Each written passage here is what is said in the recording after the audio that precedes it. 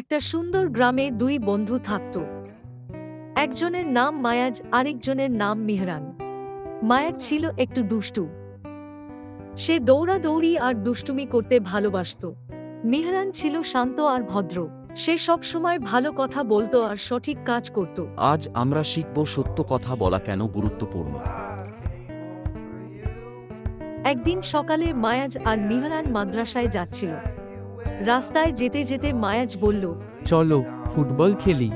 মেহরান বলল, ঠিক আছে, কিন্তু সাবধানে খেলব। মায়াজ জোরে বল মারল। বলটা গিয়ে পড়ল একটা দোকানের গ্লাসে। ঠাস! গ্লাস ভেঙে গেল। মায়াজ ভয় পেয়ে গেল। সে বলল, ও না, এখন কি হবে? দোকানদার কাকা শব্দ শুনে বাইরে এলেন। তিনি জিজ্ঞেস করলেন, কারা গ্লাস ভাঙলো? মায়াজ ফিসফিস করে বলল। মেহরান, চলো পালাই।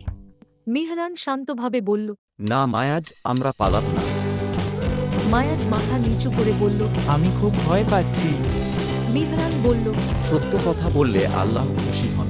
মেহরান মায়াজের হাত ধরল আর দোকানদার কাকার কাছে গিয়ে বলল, কাকা, গ্লাসটা মায়াজ ভেঙেছে। সে ইচ্ছা করে করেনি। আমরা মাফ চাই। মায়াজ কাঁপা কাঁপা গলায় বলল। আমি দুঃখিত কাকা। দোকানদার কাকা হেসে বললেন।